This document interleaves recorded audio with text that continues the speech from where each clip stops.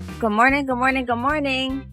It's Wednesday, and you are happily tuned into the I'm Making It Happen radio show with exception yours, Nykole Tyson. And we are here on Wednesdays from 11 a.m. to 12 p.m. on the Reef 103.5 FM. And on I'm Making It Happen, we discuss how we can make it happen in our minds, bodies, finances, business, and culture despite the inevitable and not so pleasant challenges. And that's ultimately allow us to realize that we have the ability to improve and maneuver every and any situation. And I'm always excited for the conversation. And today we are going to be speaking with DPNR's Assistant Director of Coastal Zone Management, Greg Richards. He'll be joining us at 11:30. But before then, I'll be chatting with you on some initiatives before he arrives. But before I get into the details, definitely want to say good morning to everyone in USVI, St. Croix, St. Thomas, St. John, the U.S. Virgin Islands, St. Kitts and Nevis, and wherever you are in the Caribbean. Thanks so much for joining us, as well as all those listening live on reefbroadcasting.com from the East to West Coast. Good morning to you. And wherever you are located right now, thank you for joining us. And those watching live on Facebook, thank you. And good morning. Please do like and share. You can find us on Facebook at I'm Making It Happen. Before I go into the details, I definitely want to mention, express condolences to the Russell family, Kamal Russell and family, for the passing of former Senator Ronald, affectionately known as Ronnie Russell. I did work with him, or I was in the Senate when he was a senator during that time, and became friendly with, known him as a friend afterwards, and he was always such a cool person. And so I was so shocked when I found out that he had passed. I know as all those in the community probably was also shocked that wasn't aware of his medical condition. And so he will be missed. And again, condolences to Kamal Russell and family. I know the funeral is today. Okay, so moving along, we will just be discussing, as I mentioned, an important and timely discussion. I mentioned it a little bit last week. Last week, Wednesday, I mentioned like my concern was some things that was happening at the beach. And I said I made contact with DPNR. I did get a response from both the commissioner and also Greg Richards, Commissioner Oriole. They respond. And so I was able to speak knowledgeably on the concerns that I had and get some, get the facts on what's happening. And then I thought, then I got a revelation or understanding about some things that's been happening that's positive that the department has done in conjunction with Governor Albert Bryan. So I definitely wanted to highlight that, bring that to the forefront today. And so I look forward to having Greg Richards, Assistant Director of Coastal Zone Management, in studio with us. His director, Marlon Hibbert, is not able to join us because he is currently traveling, but I was in communication with him as well. And so we'll be talking, as I mentioned, Mr. Richards from Department of Planning and Natural Resources to talk about the future of our beaches, and which is our territory's most valuable, to me, our most valuable natural resource.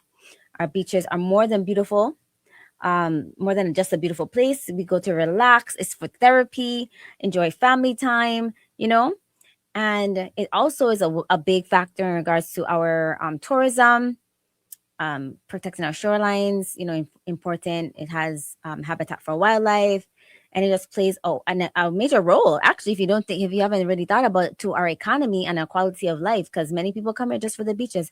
I travel a lot, and whenever I go to the islands, I check out the beaches, and they're the beautiful places throughout the Caribbean. Oh, here early, throughout the Caribbean, but our beaches are the best, or one of the best that I've seen, even, in regards to the waters and the sand, both, right? And so, so we'll be joining, but I guess I started late, so you're not really too early. And so, yes, we have Greg Richards in the studio with us. So I'm going to take a break in a few so I could get it set up and we can have this discussion. And so let's see. Before I get in the conversation with Greg Richards, I definitely wanted to bring like to, there is a free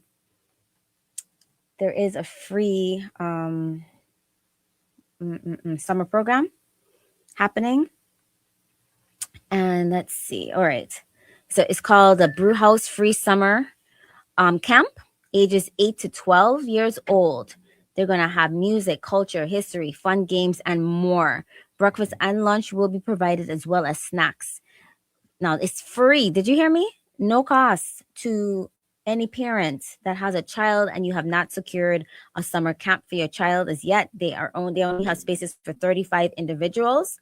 It's up here in Five Corners. I have called the individuals.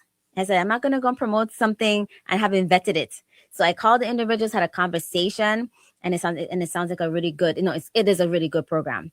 All right. But the catch for this is going to be from 8 a.m. to 2:30 p.m. daily. And let's see, you must register in person. Since this is free and it is limited spaces of only 35 children, you must register in person.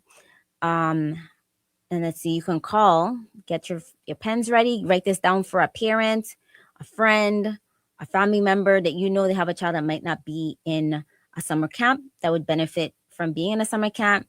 We don't want them just home by themselves. This is going to be something good for them to be involved in. And so the number for this free summer camp is called the Brew House, and it's going to be located in Five Corners in the plaza. And it is going to be from 8 a.m. to 2:30 p.m. The number to call is 340-201-0639. Again, 340-201-0639. If you're just joining me, I'm mentioning the no-cost Brew House Summer Camp. That's been happening in Five Corners. Again, the number is 340-201-0639. Take advantage of that. I have called and vetted it. It's going to be a great program, safe for your children. But you have to, you register by Friday. It has to be registered in person on Friday, June 12th. So call that number or text that number for more information so the process to register in person. You can only register in person. All right. And that's on Friday, June 12th. Let's see. I think it says at 5 p.m. Yeah. Register Friday, June 12th, 5 p.m. So call 340-201-0639 for more information about the Brew House free summer program happening for ages 8 years old to 12 years old. And they're going to have activities, movies, arts, culture, and music, history, fun games. They're going to have presenters, people coming in to present to them. And they're going to be going on different, like I said, activities, but going, what is the word when they take them to different places? But they're going to take them to different places as well. And keep the flyer up. And let's see, you can, if anybody in the community is interested to sponsor a child, because again, this is free. This is coming out of the individual people's pockets. And they're just trying to do something for the community. If you're interested to sponsor a child, please contact that number as well. Let's see, such for 8 a.m. to 2:30 p.m. Again, Brew House Summer Camp, ages 8 to 12. The phone number for this free camp is 340-201-0639. And you must register in person on Friday, June 25th, or register your child in person, June 12th, okay, at 5 p.m. All right, so I'm going to take a break. And when we get back, we're going to speak with Mr. Greg Richards. I also, because I think when we get into this conversation, I'm not going to have time to get into these other things. So I'm going to have like a few more minutes before the time. But I wanted to mention that my events, I always mention other people's events, right? So, my second annual Tea Offer Tuition golf benefit is happening August 22nd and 23rd. The 22nd is a cocktail party. The 23rd is going to be the golf benefit. And so you can go to makeithappenfoundation.org to find out more information. Huh? Where is it happening? Oh, thank you. See? Great. It's happening at the Carambola Golf Course. So the cocktail party is happening at the golf course the 22nd, August 22nd. And then August 23rd, the golf benefit is happening again at the golf course. The cocktail party is going to be from like around 6 p.m. to like 9, 10 p.m. right? Like we did last year. You see, it's easy for me to promote other people's stuff. I need to write it out for myself. And yeah, so that's what's happening. Go to makeithappenfoundation.org for more information. You can also go to that website and you will see last year's events. So you go to makeithappenfoundation.org, go to events on tabs, choose 2025, and you'll see last year's events. All the information, videos, pictures, sponsors. And then to see this year's events, you will go to, again, event tab and click on 2026. And then you'll see every other information for this year's event for the CL for tuition. We appreciate everybody that supported us last year. And we appreciate those who's going to support us this year. Last year's sponsors were very instrumental for the first one. And they allowed us to help a student and then also organizations. So we have helped a lot of different organizations separate to students with sponsorships and helping them, complete certain things. Like we helped with Central's prom, contributed to their needs. We helped with some students one student going to Miami, added to their assistance for a soccer game. And then we also helped with Cancer Support VI. So we've also allocated monies to individuals that have approached for assistance through our sponsors from last year. So last year's sponsors, again, thank you. For 2025 was Cost You Less was the main sponsor. West Indies, Bellows International, Captain Morgan, High Noon, I'm Making It Happen, NT Media, and then our platinum sponsors were Office of the Governor, the Lottery, VI Lottery, Napa, Public Finance Authority, and then we had a gold sponsor for Department of Tourism last year. Silver sponsors were VI Industrial, J. Benton Construction, Base Trucking, Cane Bay Partners, Fly the Whale, the Buccaneer Resort, and then additional sponsors we had Avedon, USVI, and Jolly Roger Ortiz, Antillean Engineering, Vacation St. Croix, VI Regulated Waste Management, Alternative Real Estate, Starlight Lounge, the Reef Broadcasting Stations, definitely, Carambola, of course, WJKC stations, the Deep End Grill, the Fred, the Tamarind Reef, and many, many more individuals who supported us. Was Fly the Whale, did I mention that already? Yeah, Fly the Whale. And we had many people that provided raffles towards the cause and helped us raise funds, like Sea Flight, Carlos Furniture, Cheeseburgers in Paradise, Harbor Prime, Restaurant Fire Dancers, Drinks by Queen's Mobby, Creation Cake Queen, Juicy Apparels, Pizza Marie, House of Printing, Best Home, Optimum Printing, Touche, Restaurant Exotic Sales and Rentals, Balloon Galore, UVI Dance Group, Liberty, Stephanie Nelson Catering, Teddy's, Guardians of Culture, Mocha Jumbies, Lynn's Ascension Ariel, Kevin Williams Jr., Big Bear's Adventure, Latoya's Victoria's Secret Bath and Body Works, located in Christiansted, the only, I think, Victoria's Secret and Bath and Body Works store we have on the island. Tropical Bracelet Factory, Creation Gold, JJ Flight, McChain Hammond Associates, Allure Lingerie Boutique, and yes, and then we had like individual people that provided sponsorships individually from like $5 to like hundreds of dollars separately. So we appreciate all of you.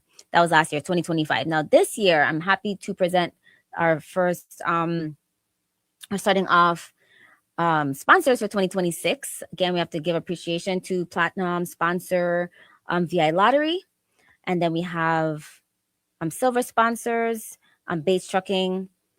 We have West Indian Company, the West Indian Company out of St. Thomas. That was our first sponsor out of St. Thomas directly. And then as a company. And then we have Cane Bay Partners, who is also a recurring sponsor as a silver. And then Indutech VI. And for bronze sponsors, we have Imaging Center St. Croix for this. So these are 2026 sponsors. So far, we are welcoming more sponsors and people supporting the cause this year.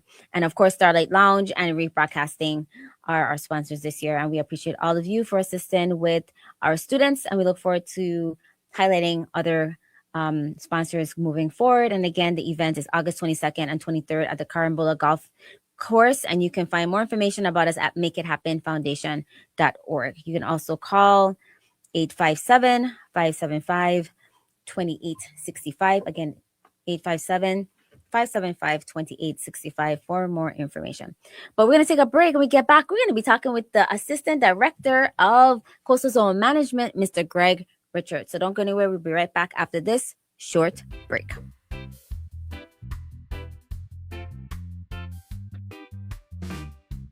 Welcome back. Listening to I'm Making It Happen with Nykole Tyson. And as I promised, we're going to have Greg Richards in studio with us, Gregory Richards. He is Assistant Director of Coastal Zone Management. We have him in studios to give us some knowledge about what's going on with the beaches and more. Good morning and welcome. Good morning. Hold on. Let me see. Go ahead. Good morning, Yes. Nykole. How are you? Great.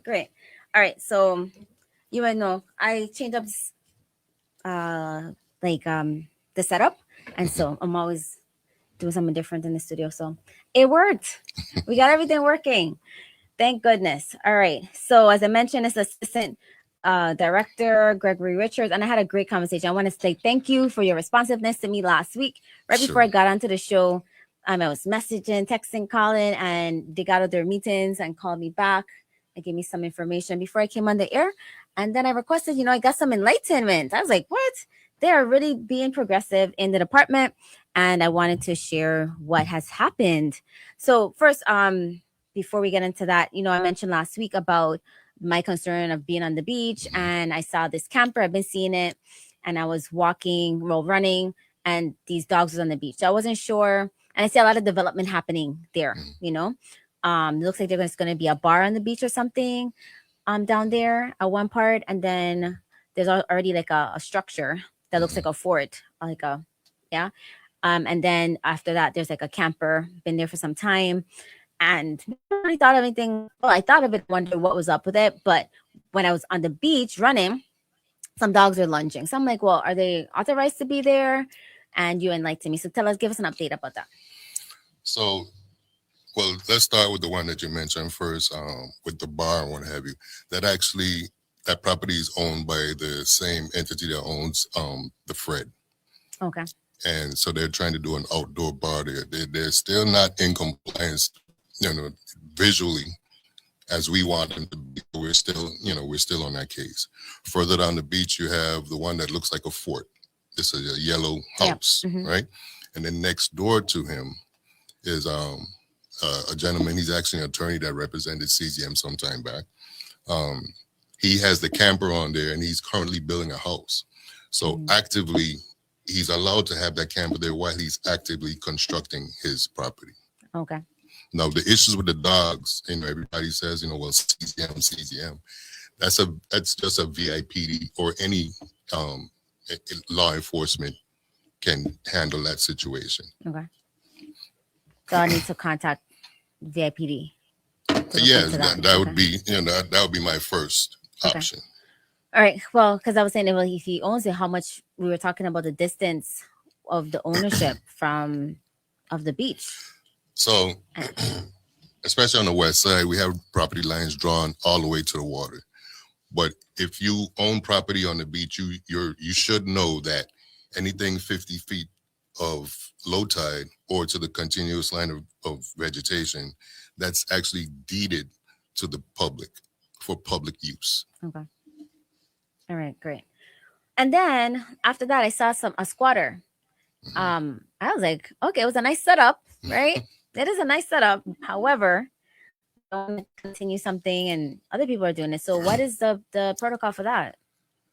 Again, that could be handled by VIPD, because these laws that are in place aren't CZM laws. They're Virgin Islands codes.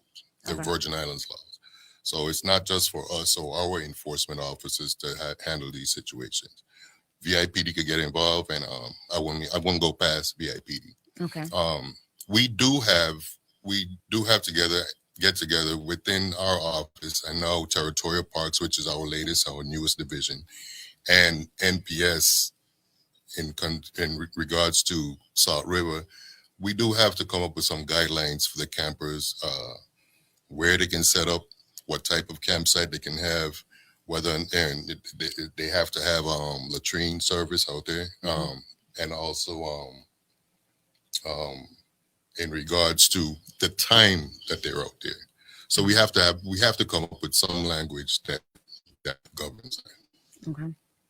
And so in the conversation that I had with you last week, that prompted me like, wait, we have to have you on your division on to talk about this. Is that I said, okay, well, I see they're buying up those shorelines. They're buying up those shorelines. What does that do for our access? We've had some confusion on the other side going towards Rainbow area and protests about having access to the beaches. What is happening with what's going to be the future of our beaches and access to the water?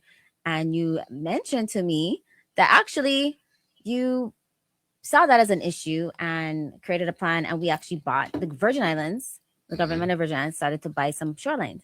So tell us about that. I thought it was amazing. So even before our territorial parks division was created, myself and with the assistance of Kitty Edwards, Hillary Lohman, we actually took a trip to DC for another occasion, and we met with the Congress lady in DC about these issues. Before that, before the young ladies got involved, I wrote the governor himself.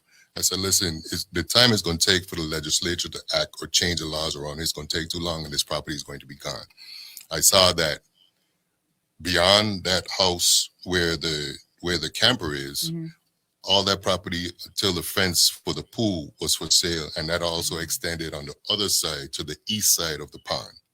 Oh. And they took our advice and they purchased it, and I'm thankful that now we have our division to manage these properties, and they're bought for preservation, for our use. I gotta say that you gotta repeat that so people understand. I don't know if there was a press release that was sent out.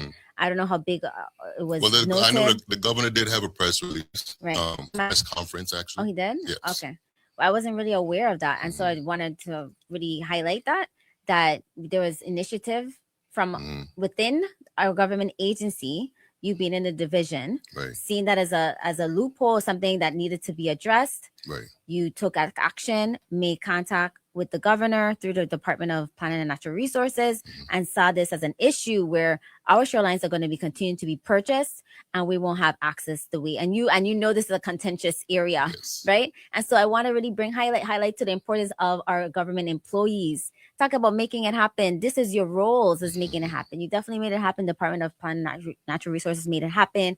Has continued to make it happen. You see the issues, right? And to bring it then to those that can make a difference to they'll make a difference, like the governor. 'Cause I was talking with somebody like, oh, the governor's supposed to do this, the governor's supposed to do that. I'm like, the governor has departments, they have divisions, and these are and have government employees to see these issues, bring it to the higher ups and keep making a noise so you get attention. So continue to tell us about that. So how did that come about so quickly? Well, first off, we get support from the head down. He supports his staff. And I'm not knocking any other department. Commissioner Oriole. Okay. I'm not knocking any other department within the government, but we have a very intelligent set of folks in DPNR that know what they're doing. So when we go to him with ideas, he may tweak it some, but he's in support. Awesome. So he was definitely in support of me taking that action. And he said, all right, well, write the letter, write the governor, go through PMP. And that's what was done. Again, for fear of what's to come. The guy with the yellow house that you're calling the fort, I'm not sure if he's a friend of the neighbor, but I can see where, okay, hey, there's another property right next to me. You should come now. And I got to let you know that, the Open Shorelines Act versus beach access is a fine line. For our major permit process, we have CZM committees, St. Thomas, St. Croix, St. John, that can impose conditions on our major permits that say you have to grant beach access. You understand? They have that authorization. That's a legally binding contract, the document. But it's a fine line. The open shorelines just means that no structure of any type can be erected to block a resident from from traversing the beach property, Okay. the beach on the beach itself, meaning within that area 50 feet off low tide or the continuous line of vegetation. Now, it doesn't mean that you have to access that portion of the beach directly with the property upland of it.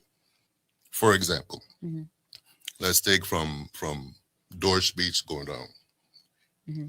If Miss Dorsch and her neighbors decide that they want to fence off their property, they're not exactly stopping you from using the shoreline if you could get to it from further down. Yeah, from Marley. And right, and you have the right to party and enjoy, not bring structures out there, but enjoy the beachfront property in front of their property.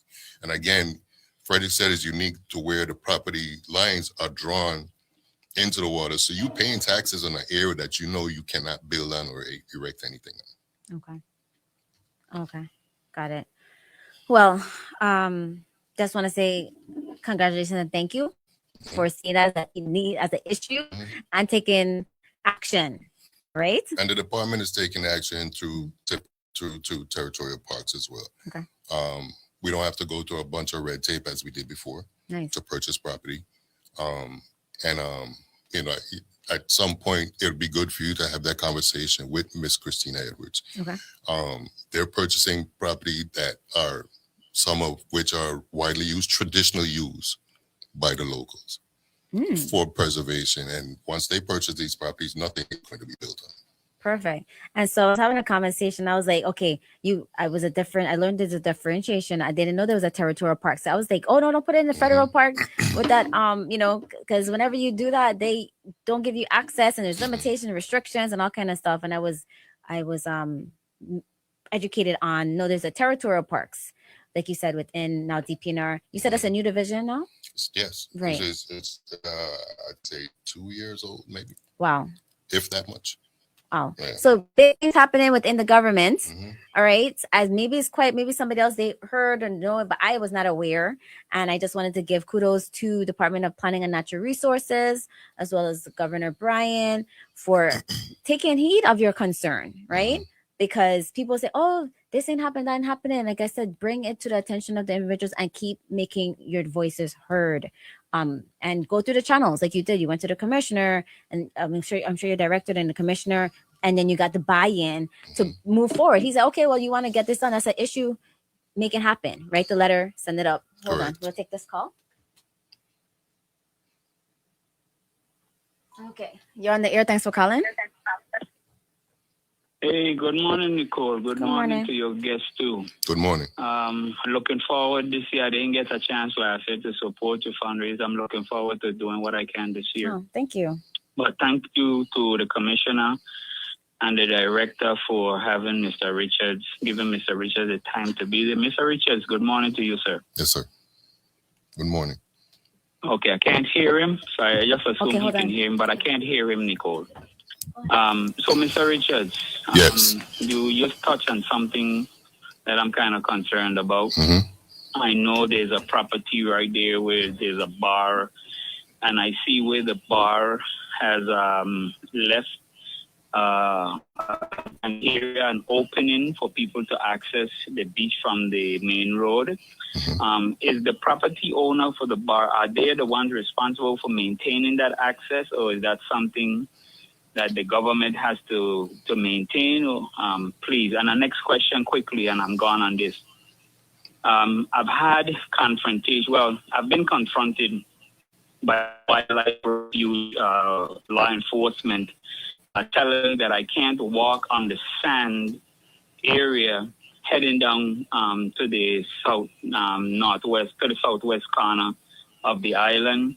And I said, well, but then I moved to the shoreline and I walked in. Is there a law that prevents us? I know we can't enter at a certain time through the main entrance right there for the wildlife refuge, but is there a law preventing us from walking on the shoreline, on the sandy area, going to the southwest corner? And because I can't hear you, I know I need to get off so that I can hear you respond, but I would greatly appreciate your assistance with giving me information, and everybody listening to this radio, whether we have we by right have could access, the southwest corner by walking on the sand. I greatly appreciate you being there again, and thank you for your service to the community. Thank you, Nykole. Sure. Thank you. Can you hear me?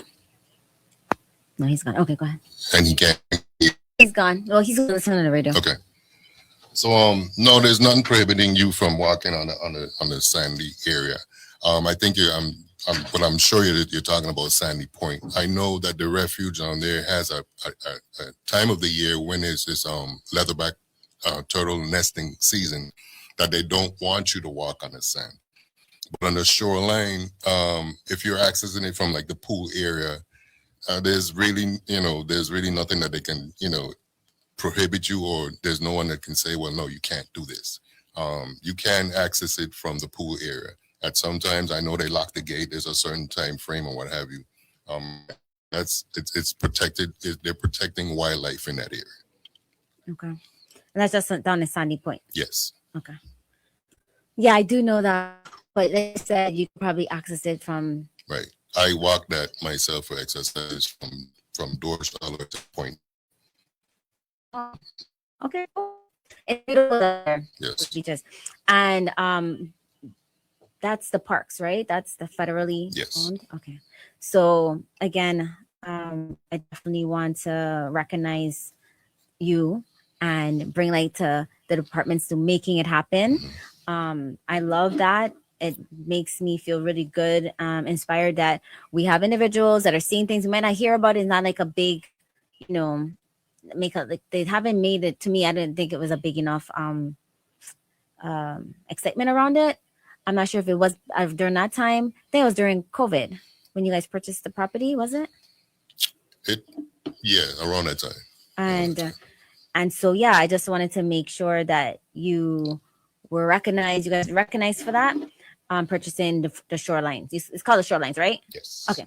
And so Governor Albert Bryan and the Department of Planning and Natural Resources and all those involved want to thank you for seeing these issues and taking the initiative to resolve it before we didn't have access to those beaches, or not the beaches, but the shoreline. Okay. Because we know people like to camp and all those kind of things. And so you're not able to do that if people by the beaches. And is there any other initiatives? Yeah, initiative to purchase more of the shorelines? They're actively looking for areas, and it's a matter of when the grant funding is available. But I know that, Ms. Edwards is working hard and making sure that we are able to continue enjoyment of our beachfront properties. Perfect. We have another call. You're on the air? You're on the air. Thanks for calling. Yeah, good morning. I know things short. What happened to when they call them truck, them dump truck out of sand. When I used to be young, a lot of dump trucks used to be they're going with the sand. They ain't worrying about the total them. They ain't worrying about nothing. No. Where was the federal government there?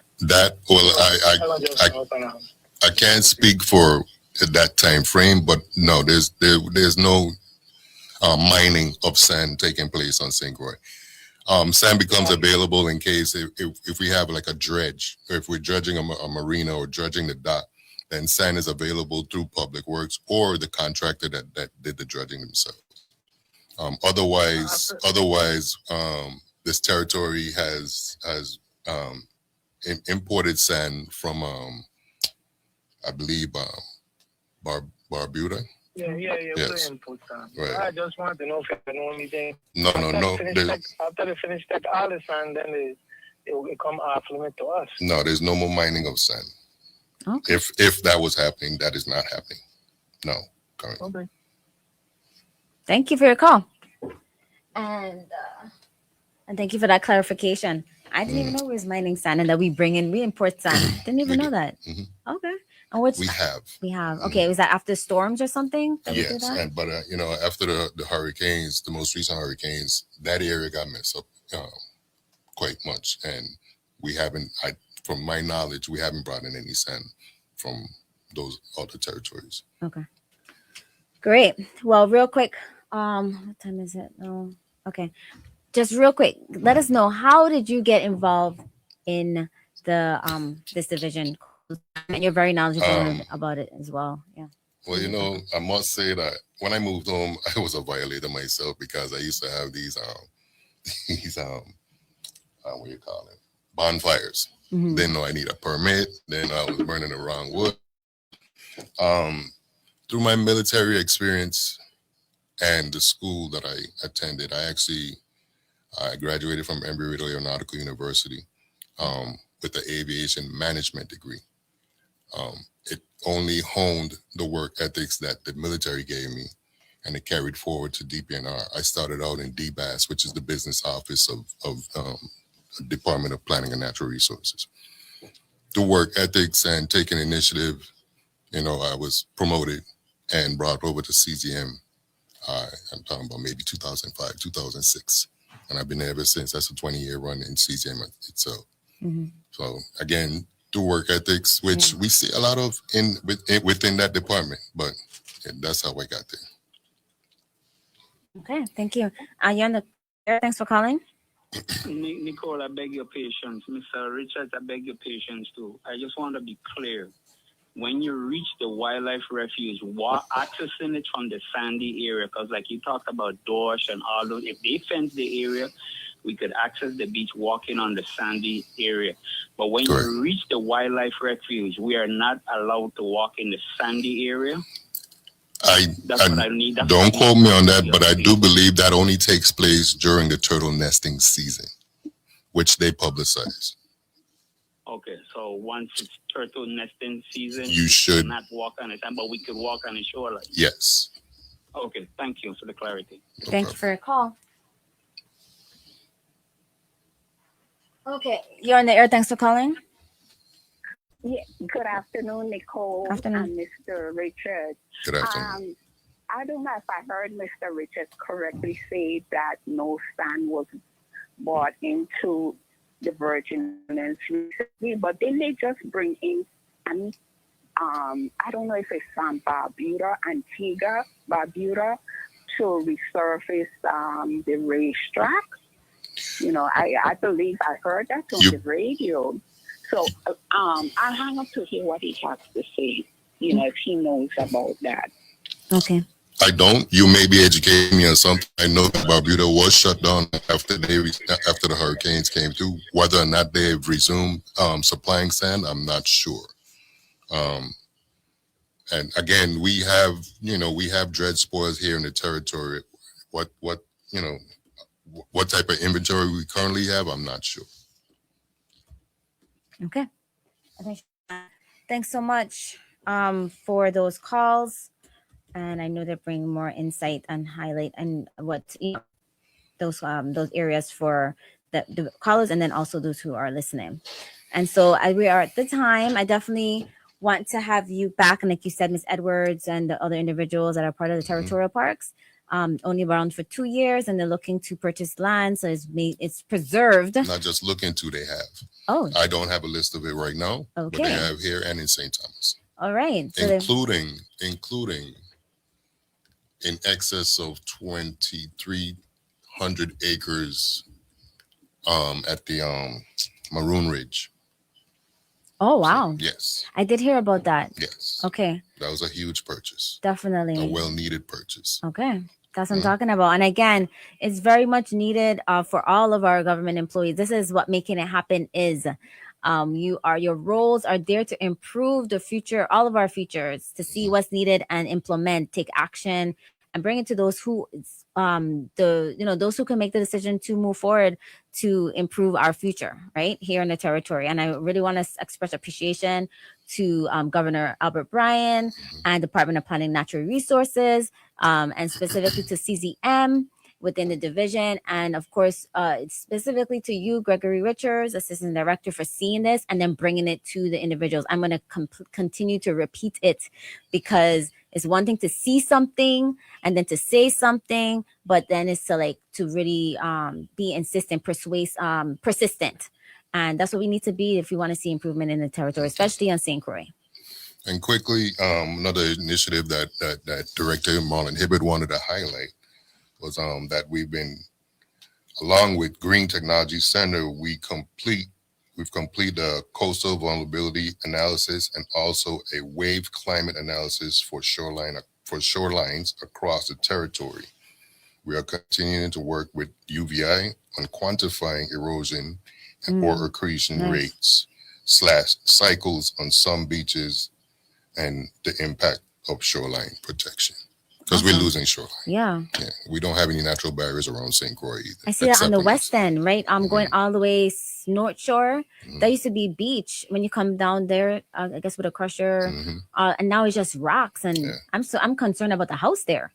What's going to happen if it's going to be in the water at some point. But so glad that you guys are taking initiative on that as well. So thanks so much for taking time out of your busy day. You had to track it down, lots of women, but you was responsive, and I do appreciate you for taking your time and Thanks also for having us. being responsive last week, coming out of your meeting to respond to my questions before I went on air. So I really appreciate you. And again, want to recognize Governor Bryan and the Department of Planning and Natural Resources for just not just talking about preserving our beaches, but actually making it happen. I want to encourage all those throughout all of the different departments that we have. You are the most important employees and the infrastructure of our territory.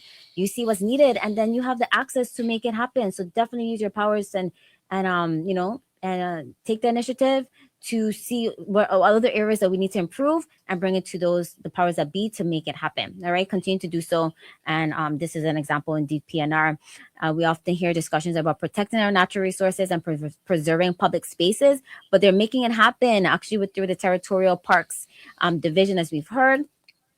And this is only a 2-year program, 2-year division, and they're actually making some strides. And so this demonstrates what can happen when vision is matched with action. And so the acquisition of these properties on the West End and the others that we just heard that was just mentioned is an example of leadership, taking an idea and turning it into reality. It reflects a commitment to ensuring that these important coastal areas remain a part of the Virgin Islands' future. And I want to celebrate the Department of Planning and Natural Resources and the government of the Virgin Islands, specifically Governor Bryan, as for making it happen and continuing to work beyond the conversations, but going into action. So thanks so much again for being with us. We will have you back again sometime soon. Anytime, and thank you. All right. And thank you for all those that called in today. You were part of, enhance the conversation today and also added much needed context to the conversation. And so thank you for calling in, and thank you for all those listening in. All right. I want to remind you about the free summer program. So you're just joining us. There is a free summer program. I got a call during the break for the number. So I'm going to repeat the number again for this free summer program. Ages 8 to 12. There are limited spots of 35 individuals and it's going to be Monday through Friday, 8 a.m. to 2:30 p.m. starting next week. But you must register in person on Friday, June 12th.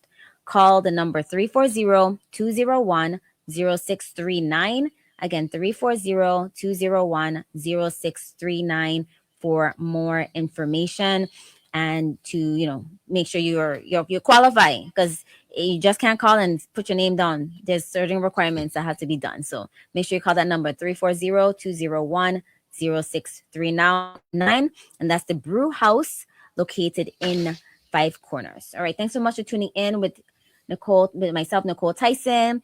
And as you know, we have Assistant Director Gregory Richards for Coastal Zone Management, and in also representing Director Marlon Hibbert, which he was not able to be with us because he is traveling. But as you said, we're going to talk about that suit and tie you put me in. Oh, yes. AI, yes. He was in a suit and tie. If you looked at our flyer, he looked good, no? All right.